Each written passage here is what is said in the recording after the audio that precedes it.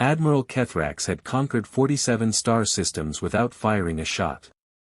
His reputation preceded him like a shock wave, and his vessel, the Eternal Dominion, was a monument to Galactic Empire's superiority: 3 kilometers of gleaming armor, weapons arrays that could vaporize asteroids, and a crew of 10,000 who moved with the precision of beings who had never known failure. When the sensors picked up 3 tiny blips near the outer territories, Kethrax felt the ancient thrill of a predator spotting prey that didn't even know it was being hunted. Unidentified vessels, his communications officer announced, her antennae twitching with barely suppressed excitement. They're very small. Kethrax smiled. His mandibles clicked together in what passed for pleasure among his kind. Open a channel. Let them hear my voice before they see my ships. The 3 human vessels had no idea what was coming. The Wanderer's Dream, the Starburst, and the Lucky Break, names that should have been Kethrax's first warning, though he didn't understand human humor, were cruising at a leisurely pace through the black, their crews enjoying the kind of vacation that only post-scarcity civilizations could afford. Captain Sarah Chen of the Dream was actually napping in her command chair when the Empire's hail cut through the quiet. Kethrax's voice emerged from the speakers like thunder: "I am Supreme Admiral Kethrax of the Galactic Empire. You are in violation of Imperial territorial space. Surrender your vessels immediately, and perhaps you will be permitted to live. Resist, and you will be made an example for the next 10,000 years." There was a pause. Then Sarah's first officer, Marcus, had to shake the captain awake. "Ma'am. We're getting hailed by something called the Galactic Empire. They want us to surrender." Sarah opened one eye, checked the sensor readout, and closed it again. "What are they flying?" "A dreadnought. Looks intimidating. Lots of weapons." "How intimidating?" "Ma'am, it's 3 kilometers long." Sarah actually opened both eyes at that. She pulled up the specs on her armrest display, scanned them for exactly 3 seconds, and then something remarkable happened. She started to laugh. Not a chuckle. Not a soft, polite laugh. A deep, uncontrollable, full-bellied laugh that echoed across the bridge of the Wanderer's Dream. Within seconds, her entire crew joined in.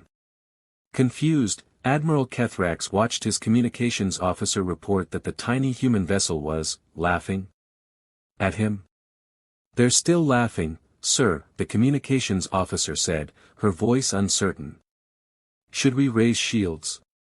"Open fire on the central vessel," Kethrax ordered, his confidence unshaken. This had to be a human ritual, some primitive threat display. He would demonstrate the futility of their defiance. The Eternal Dominion unleashed a plasma barrage capable of destroying a small moon. The Wanderer's Dream casually activated its defensive screens, systems so advanced that the Empire's best scientists would need a decade to even understand the mathematics behind them, and the plasma simply dispersed like spray against a window. Then Sarah opened a channel back. "Admiral," she said, her voice still trembling with barely suppressed laughter, "I need to ask you something. When you say, Galactic Empire, do you mean the one that peaked around the year 7000 by your calendar? The ones who never figured out Viridian drives?" Kethrax felt something cold settle in his stomach. "I don't understand what." "Because I'm looking at your propulsion system, and it's cute." "Really? Very quaint. You're doing what, 40 times light speed? That's adorable. My kids use faster shuttles for school runs." The communications officer watched her admiral's mandibles quiver with something that might have been rage or might have been fear. Captain James Okonkwo from the Lucky Break cut into the channel. "Yeah, and your weapons array? We've got something similar in the maritime museums back home. Although ours are deactivated because we don't want people actually dying when the tourists mess with things. Our smallest maintenance craft has more firepower than your entire fleet," added Captain Lisa Yamamoto from the Starburst. "Honestly, we didn't even know you were still around. The last update we got on the Empire was 300 years ago." Kethrax's bridge had gone quiet. His weapons officer was frantically checking and rechecking calculations, as if the numbers might somehow change. They didn't. Every human claim checked out. The sensors confirmed it. Those 3 tiny vacation cruisers carried tech signatures that made the Eternal Dominion look like a historical artifact. "This is impossible," Kethrax whispered. "The Empire is the most advanced civilization in the known galaxy." Sarah corrected gently. "You were. Beautiful ships, by the way. Very stately. I'm sure they were incredible when you built them. Was that 1,000 years ago? 2,000. Oh wow. You haven't upgraded in 2,000 years. Okay, that's less historical monument and more, you guys just stop trying." The 3 human captains began to discuss this observation like it was a casual matter of fact. Meanwhile, Admiral Kethrax watched his empire's 10,000-year reign collapse into irrelevance in real time, one human captain's laughing remark at a time. He had conquered 47 star systems without firing a shot. But he could not have prepared for this, the moment he learned that the Empire had fallen so far behind that its greatest weapons were, to the rest of the galaxy, nothing more than artifacts of a forgotten age. The silence that followed Sarah's question was the kind that could suffocate a fleet. Kethrax stood motionless on his bridge, his 4 arms hanging at his sides, his breathing shallow and rapid. 2,000 years. The humans had said it so casually, the way someone might mention the weather. 2,000 years without a single upgrade. 2,000 years of believing the Empire still stood at the apex of galactic civilization while everyone else evolved around them like water flowing past a stone. "Admiral," his weapons officer said quietly, "the human vessels are still here. They're not attacking. They're just waiting." Kethrax realized something horrible. They weren't waiting for him to surrender. They were waiting to see what he would do next, the way one might watch an ancient algorithm try to process new information. Sarah's voice came through again, gentler now, almost sympathetic.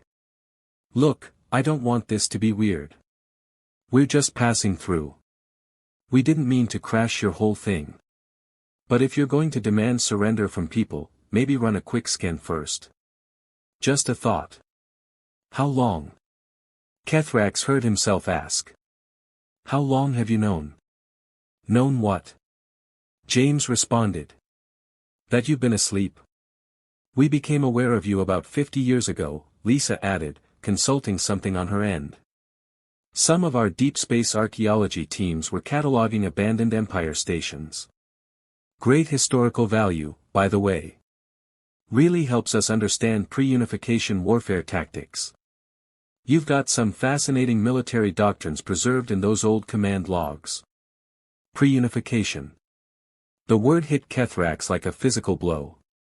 There was a time before the Empire. There was a time after, and the humans hadn't thought it important enough to mention until now. His communications officer was looking at him with an expression he'd never seen before, pity. "Sir," she said carefully, "they're transmitting something. It's a star chart." The holographic display flickered to life, and Kethrax's mandibles went slack. The chart showed the known galaxy as the humans understood it. The Galactic Empire occupied a small, clearly marked region labeled Historical Site, Preserved Civilization, in pale blue. Around it, in vivid colors, were dozens of other powers, the Viridian Collective, the Harmonic Consciousness, the Post-Biological Coalition, the Young Races Alliance, and others whose names meant nothing to him because they had risen and prospered during the Empire's long sleep. "You're not even the most advanced in your sector," Sarah said, not unkindly. "There's a Viridian outpost about 40 light-years spinward that could probably help you upgrade, if you're interested.